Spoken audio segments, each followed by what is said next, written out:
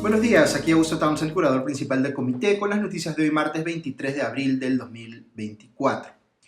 Empiezo con la noticia positiva. Me ha dado mucho orgullo ver que un médico peruano radicado en Qatar, Fred Mulethaler, egresado de la Universidad Cayetano Heredia, ha sido la primera persona en hacer un trasplante de riñón utilizando cirugía robótica en el Medio Oriente.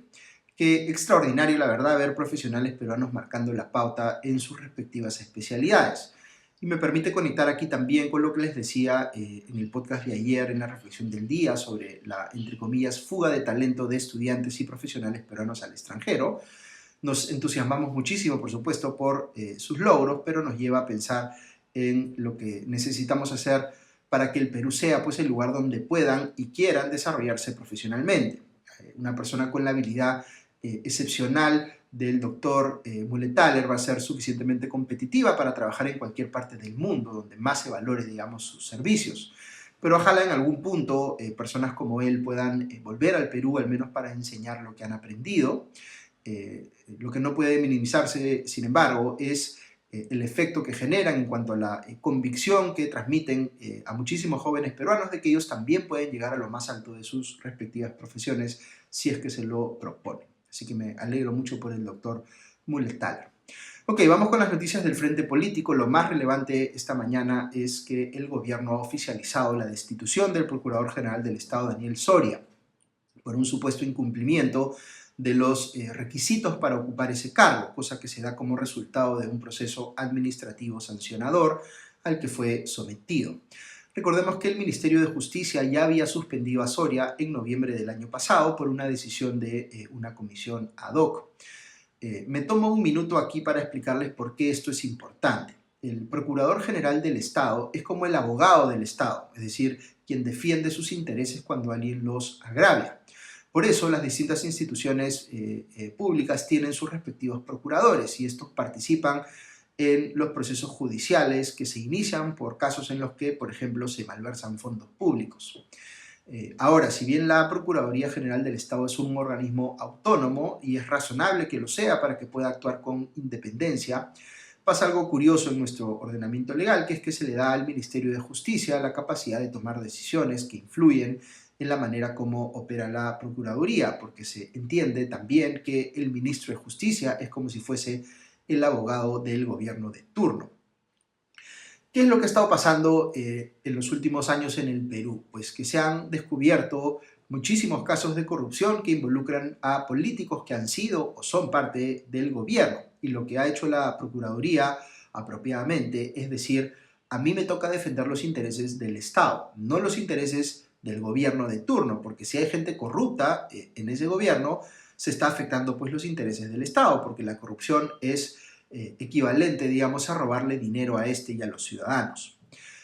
Esto ha hecho que la Procuraduría se vuelva una piedra en el zapato, como se dice, para personas que están en el poder y lo que ha venido pasando es que se han dado varios intentos de deshacerse concretamente de Daniel Soria por resultar incómodo al poder de turno.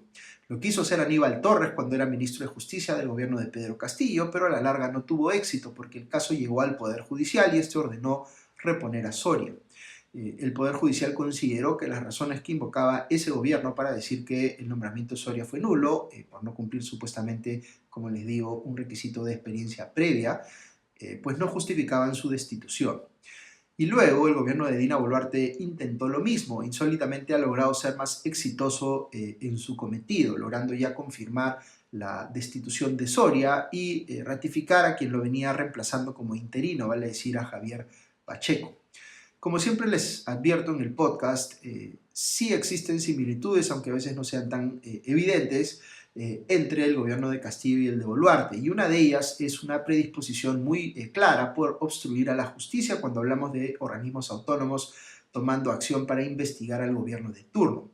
Hay que recordar que Castillo también quiso sin éxito sacar al coronel Harvey Colchado de la DIVIAC, pero quien finalmente lo consiguió o consiguió suspenderlo indefinidamente fue el gobierno de Dina Boluarte, aunque ellos dicen que no ha habido injerencia política en esa decisión. Otra constante en ambos gobiernos es que trataron de agarrarse casi que de cualquier cosa para hacer caer a quienes los investigaban, sacando completamente de proporción aquello que estaban utilizando como excusa.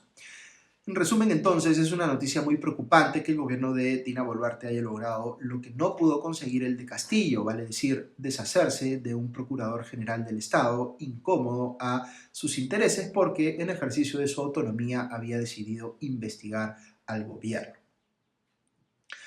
Dicho sea de paso, sobre la suspensión del coronel Harvey Colchado, el ministro del Interior, Walter Ortiz, salió ayer a negar cualquier injerencia política en este caso y dijo que Inspectoría General de la Policía opera con autonomía. Por su parte, el comandante general de la policía, Víctor Sanabria, dijo que, abro comillas, nadie es indispensable en ninguna institución, en ningún lugar, cierro comillas. Aunque lo dijo como un comentario más genérico sin pronunciarse específicamente sobre el caso de Colchado. Ok, otra noticia vinculada a la principal revelación periodística de los programas dominicales de este último fin de semana, vale decir, este esquema de intercambio de favores que se denunció entre el congresista de Acción Popular, Darwin Espinosa, y la congresista de Podemos Perú, Kira Alcaraz, en virtud del cual la segunda contrató a quien parece ser la pareja del primero, y a cambio Espinosa le cedió su espacio en la Comisión de Ética Parlamentaria y contrató a su turno a una allegada de Alcaraz. Esta última salió ayer a defenderse diciendo que, abro comillas, la mayoría conoce mi trabajo, jamás he negociado un voto, jamás he negociado un cupo de trabajo, cierro comillas.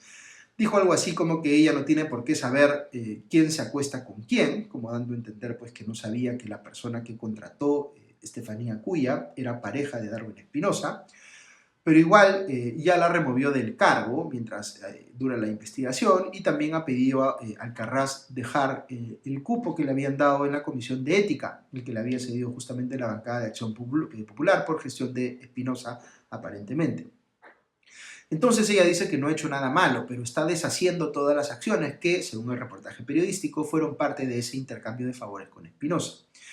Y sobre este último veo que la bancada de Acción Popular, en términos todavía muy leves para lo que se ha descubierto sobre él, le ha pedido a Espinosa que le ceda la vocería de la bancada al congresista Luis Aragón. Le ha pedido además una, entre comillas, reunión de urgencia, según informó el congresista axiopopulista Elvis Vergara. Esto no se va a dar en lo inmediato, sospecho, porque los congresistas están en semana de representación. Un detalle aquí que quiero que ustedes puedan advertir. Espinosa, su supuesta pareja Estefanía Cuya y Alcaraz se fueron los tres con los gastos pagados por el Congreso a Tumbes, a un evento donde Alcaraz entregó algo de ayuda social vinculado a su condición de presidente de la Comisión de Inclusión Social. Pero da la casualidad de que ninguno, ni Espinosa ni Alcaraz, son congresistas por ese distrito electoral, por Tumbes. ¿Por qué van a Tumbes entonces? Pues parece que lo que hacen algunos congresistas es organizar este tipo de eventos como excusa para lo que en realidad es un viaje de vacaciones pagado con dinero del Congreso. De verdad que es increíble cómo los congresistas hacen lo que les da la gana con nuestros recursos y nosotros lo seguimos permitiendo. Por otro lado, quien salió anoche en televisión en el programa de Jaime Chincha a opinar sobre el informe de la magistrada de la Junta Nacional de Justicia, Inés Tello, que recomienda destituir a la suspendida fiscal de la Nación, Patricia Benavides, fue la ex fiscal Bersabe Revilla, que justamente fue a quien Benavides apartó de su cargo cuando ella investigaba pues, a la hermana de Benavides, la jueza Edma Benavides, utilizando para ello un reporte sobre una supuesta baja productividad de Revilla que, según el informe de Tello, habría sido falseado.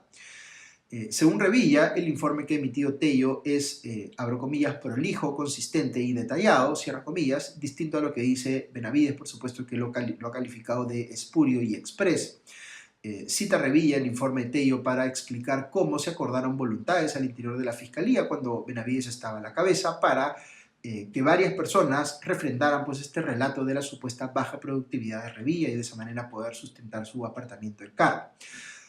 Sobre si corresponde que la Junta Nacional de Justicia destituya a Benavides, Revilla respondió que, abro comillas, por supuesto, eso es lo que pedí en mi denuncia desde un comienzo y así lo enumeré, explicando cuáles son las faltas graves y muy graves y cuya consecuencia es la destitución, cierro comillas. Otra noticia importante que veo esta mañana en La República es que ha renunciado a su cargo la directora del programa Jaliwarma del Ministerio de Desarrollo e Inclusión Social, esto como resultado de un caso de intoxicación en niños en Huaraz.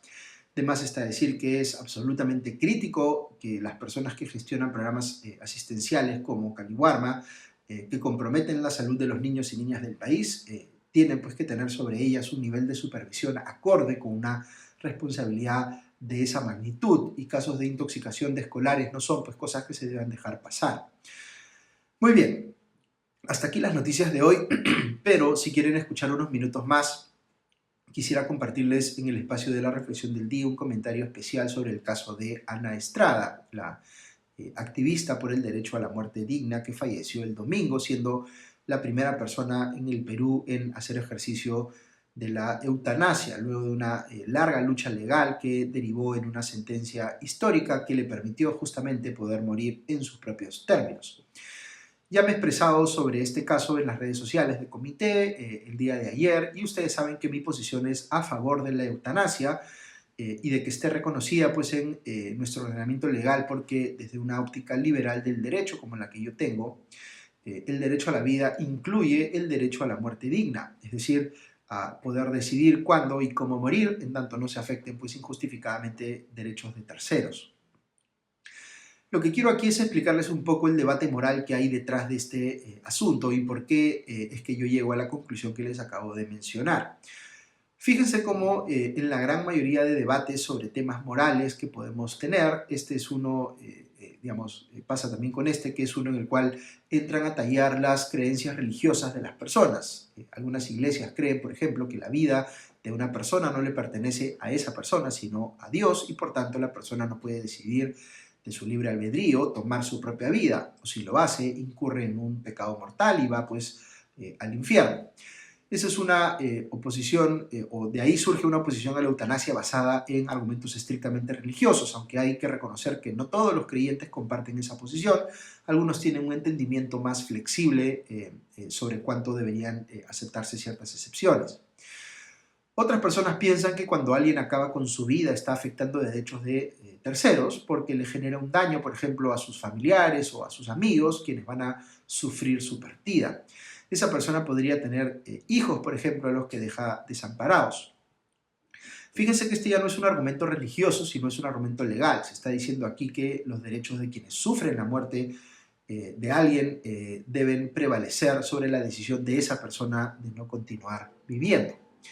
Luego hay personas que tienen un argumento que es más psicológico y conectado también con lo legal. Dicen que una persona que padece de un sufrimiento muy grande, de alguna manera pierde o ve recortada su capacidad de tomar decisiones libremente, porque es el sufrimiento el que está decidiendo por él o por ella. Entonces, la decisión de acabar con su vida no es una manifestación de voluntad plenamente libre, como requeriría pues el derecho. Ok, ¿qué pienso yo? En las sociedades democráticas modernas el derecho tiene que tener pues una base moral que ciertamente puede estar influida, pero no ser una imposición religiosa, por la sencilla razón de que en un país no todos compartimos la misma fe. Entonces tenemos que discutir desde la razón qué conductas deben estar prohibidas y por qué. Las personas tenemos, más allá de nuestras creencias religiosas o ausencia de esas, una intuición muy fuerte de que está mal quitarle la vida a alguien más. Y también tenemos una intuición muy fuerte de que nuestro propósito es prolongar nuestra propia vida tanto como podamos. Y por eso el concepto mismo del suicidio es el que alguien quiera acabar con su vida, digamos, nos resulta pues muy difícil de entender. Aunque sí existen ciertas explicaciones que nos parecen razonables, hasta heroicas, como por ejemplo cuando alguien sacrifica su propia vida para salvar a alguien más. Desde mi óptica personal, en este desafío que enfrenta cualquier sociedad con un mínimo nivel de diversidad para ponerse de acuerdo en qué es moral y qué no, me parece, y esto por supuesto es debatible, que aquello que podríamos considerar como una piedra angular de nuestra base moral compartida es el imperativo, la obligación de disminuir el sufrimiento en el mundo, o en nuestro país al menos. En eso creo que podemos ponernos de acuerdo. Queremos que la gente sufra lo menos posible en su paso por este mundo. Hay sufrimientos que no vamos a poder evitar, que son parte de la vida, como los desamores, pero el sufrimiento físico, el dolor, por ejemplo, sí es algo que tenemos que tratar de evitar a toda costa, con lo que esté en nuestra capacidad poder hacer. Tanto es así esto último que en el derecho internacional, por ejemplo, una de las poquísimas cosas que se asumen como verdades universales, o jus cogens como se dice, es la prohibición de la tortura. Querer causarle sufrimiento a alguien más por el placer de hacerlo, por razones utilitarias, va en contra de lo que queremos ser pues, como especie y como sociedad.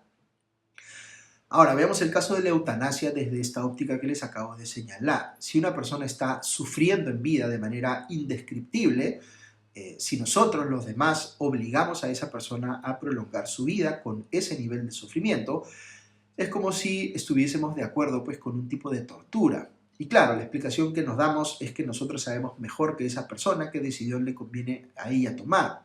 Pero no estamos en sus zapatos y en un entendimiento liberal del derecho, como les decía, la persona es la que tiene que decidir por sí misma si en el balance es más lo que sufre que lo que disfruta estando viva.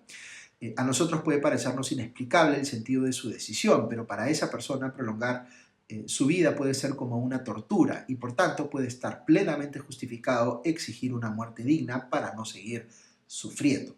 Repito, puede que los demás no entendamos cómo esa persona llega a esa decisión, qué factores está sopesando, pero es una decisión que tiene que estar en cabeza del individuo. La vida es y tiene que ser un derecho, no una obligación, ni mucho menos una forma de tortura. Para algunas personas, aunque los demás nos cueste entenderlo, dejar de vivir es una forma de detener un sufrimiento extremo o el deterioro de una vida hasta niveles indignos que una persona en pleno ejercicio de su libertad puede, tomar una decisión en el sentido de no prolongar su vida y esta puede tener todo el sentido del mundo, aunque quienes valoramos a esa persona vayamos a lamentar naturalmente su partida. Ok, eso es todo por hoy, que tengan un buen día y ya nos escuchamos pronto. Adiós.